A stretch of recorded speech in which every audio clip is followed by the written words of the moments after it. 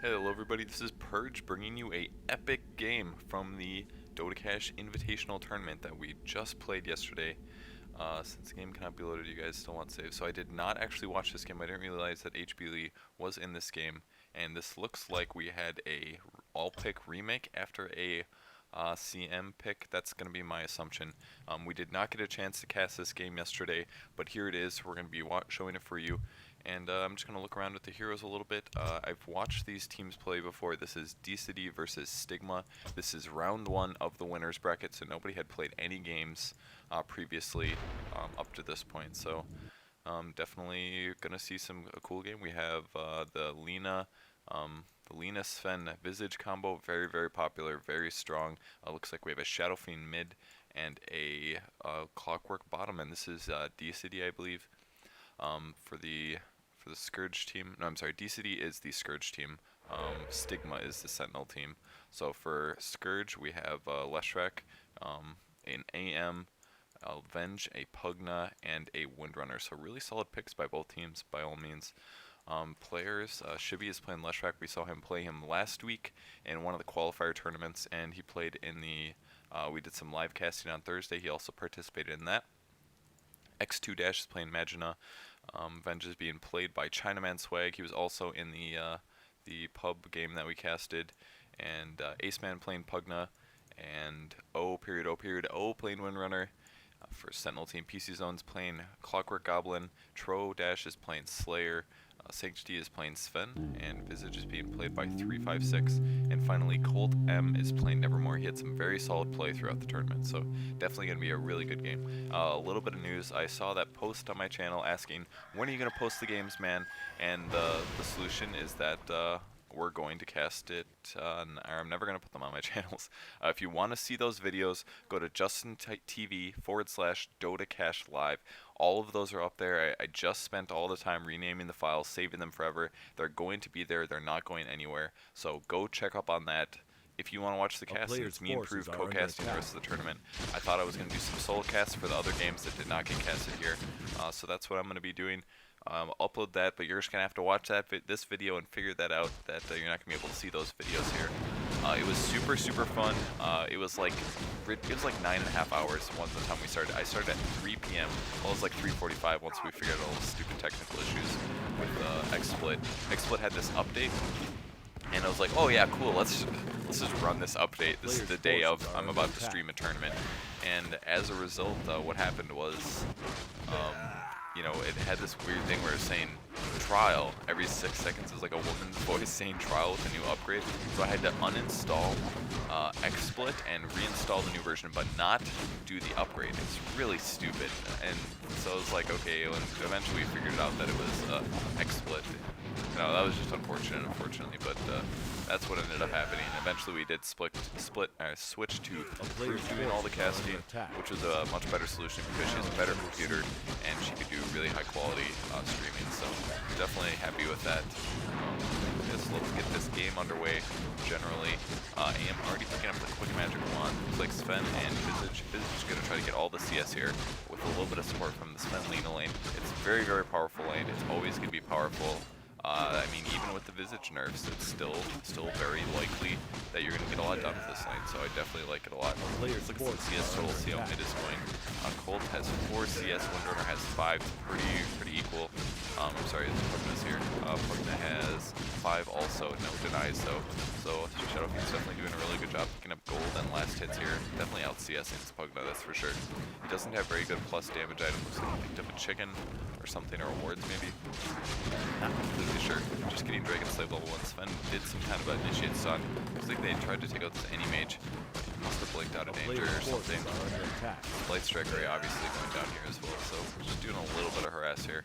And Windrunner has pretty solid dominance of this lane. She doesn't have to worry too much about getting dropped by this Clockwork, so she's going to have really good farm here. She already has her Basilius, plus 6 damage. It's going to give her a lot of last hitting power, and pretty much the only thing she's going to have to worry about is harass from those rockets. So definitely a very conservative play going from all these players so far. It looks like Leshrac is sitting back, does not want to suck XP from his teammate.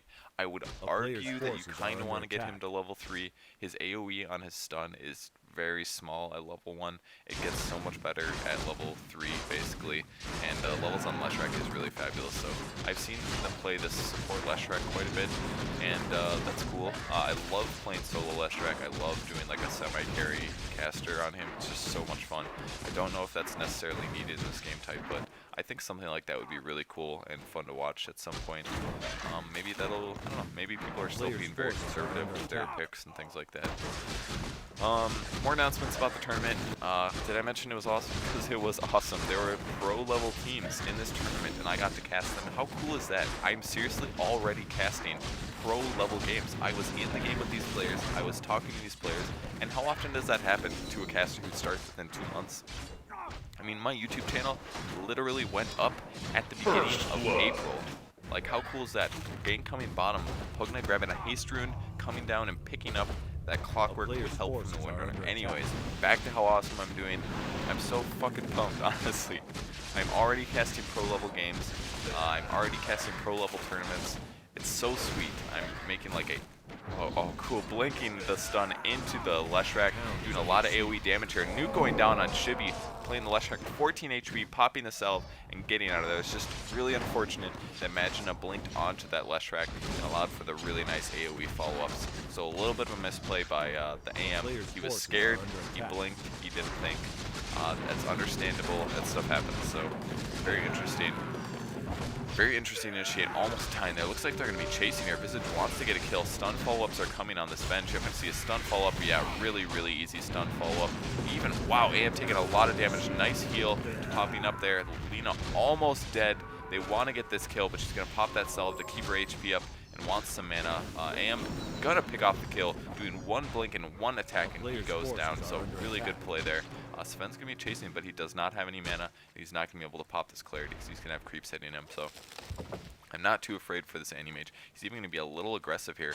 I feel like this is a little, yeah, a little unnecessary. Just draining the mana, not a big deal. So definitely a cool play. Everybody stayed. I think Venge died for sure. Yeah, Venge definitely got owned, but he TP'd back, and they did, and AM did get that kill. So not a horrible trade by any means. So it's like Pugna is just doing a little bit of rune scouting with his illusions. If he timed it right, which it looks like he did, what you end up doing is having your illusions there to scout the next rune. So illusion rune is really not that horrible.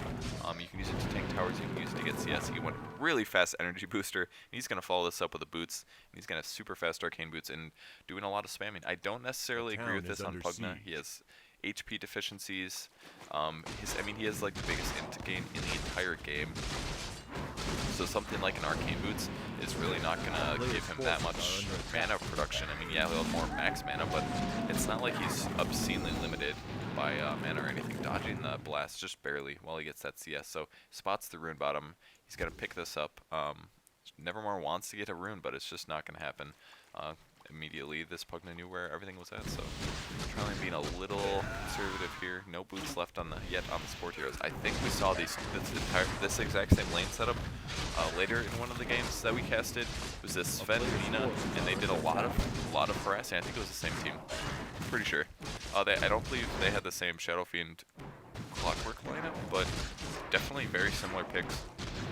This is definitely smart to do when you're doing something like this, when you're playing a tournament and you want to get wins, and this is probably what they practice. They practice this style, they practice these heroes, and they felt very comfortable with it, so that's what they were going to go for their picks, and it's definitely paying off so far. They're definitely initiating on the right time. They went for that dive up here, which was really advantageous. They almost did that very favorably. They did pick off the DS, but unfortunately, AM did get a kill out of it, so it didn't turn out quite in their favor. But it really wasn't a bad play at all. So, let's see. Visage almost picking up the treads. Got a Basilius already. Terra completely misspotting those players. So it looks like they're going to go on a deep dive here. It looks like they really want to, but Sven playing a hero. They have a ward up so they can see everything that's going on. They're really trying to be aggressive in this tri lane, and that's a very smart idea. When you have this tri lane, this is one of the strongest tri lanes in the game. It's commonly known to be an awesome tri lane. Lina a little bit out of position, but barely gets the stun in time. He gets nuked down. Visage even taking a lot of damage from the Leshrac, but dropping the Soul Assumption to completely destroy that Leshrac last second right before he goes down. So really great play by the Sentinel team. I did not think Lena was going to get that stun in time. I thought she was way too far away, but it barely caught AM halfway through Blink. He has got to be frustrated about that. Man, it's weird to like stop talking now. I've been casting with Purge for like 9 hours straight, so I expect somebody else to follow up when I'm done talking, but it's not the case. I'm gonna have to keep this going for another 50-ish minutes or so I'm gonna drink some water. Oh yeah, water. I'm definitely still a little dehydrated and tired from yesterday, so I wasn't completely ready for casting, but considering it's the morning after, then I'm doing this cast. But you know what? Everybody needs to know where to find the sweet tournaments and the sweet tournament videos. And I heard some things from HBJ. He's going to upload these to IGN, which is so cool. So my VODs and my game casts are going to be on IGN. Like, this is so sweet. I'm making leaps and bounds. The only thing that's lagging behind is my frickin' subscriber count. Throughout the course of that tournament, I gained a whole 1 subscriber, and we had at times about 100 viewers. So it's not like we plugged every chance we got, because that would have been a little shitty. Because it's really a Dotacash tournament. It was not a. It was not meant to be like a hey, this is me Purge casting, you know.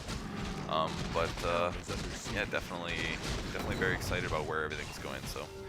Double creep pull here. Looks like Leshrac did a pull, and stuns going down on this.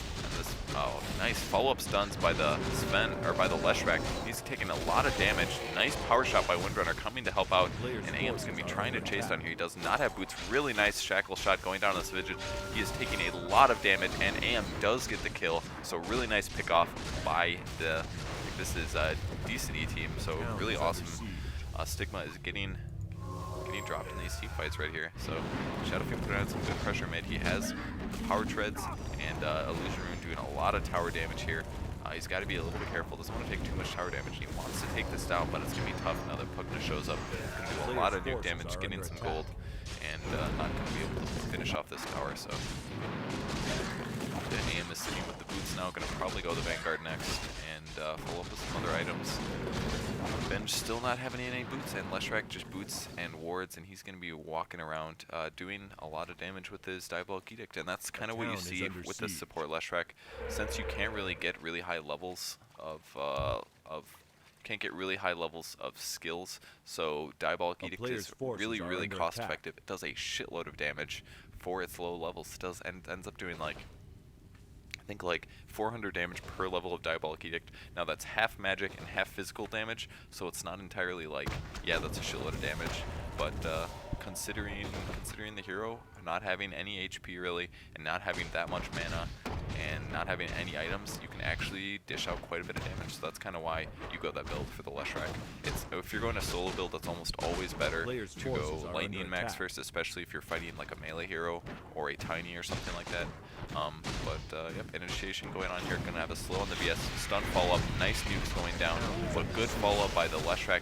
He's gonna put nice stuns down. But these birds are just tanking that Diabolic Edict and getting followed up and killed. He doesn't have enough HP. Lena almost getting dropped down, but nice follow ups by the Visage and the stuns. And Lena's gonna make it out of there right before she gets picked off for the AM. So once again, very frustrating, dying just in time. These familiars are tanking the crap out of the Diabolic Edict. They're even in gargoyle form, and it was still producing absolutely no results for their team. Initiate going on the Windrunner here. Clockwork, a little bit of misplay, did not get a cog off. He was out of mana. That's why he really wanted a cog and do a good initiate there. But Windrunner just booked it out, and he misjudged his mana just a little bit, and as a result, he was not able to do a lot of damage. I would have been surprised if he killed the Windrunner there. She has a lot of HP, 929 HP. I mean, she has more HP than the Clockwork does. But definitely could have done a little something. Pick it off the tower top. Visage getting the kill. He's sitting on some good gold right now. I'm going to expect a hood out of maybe either a hood or a Vanguard. No, it's either hood. It's got to be hood. He's not going to get a Vanguard. He has a Ring of Health. He's definitely going to be getting a hood, and hoods are just fabulous on Visage. Got to get that HP regen up, and a little bit of counter warding going on by Tro. They saw this ward get placed. I saw it in the chat. When that happened, so they did have a ward, and they ended up doing the counter warding there, which is really solid. And that's about half a ward that just got countered, so they're going to be doing a lot more play over in this area, so that's why they just counter warded that. They want to be able to run from mid to top without having to buy any smoke or do anything like that. So definitely really solid play, playing those support heroes like you need to play them. Bottom lane, looks like Anime just going to head bottom to farm. He doesn't have too much to fear from the Clockwork. It's a very favorable matchup for him. So he's just going to sit bottom here for a while.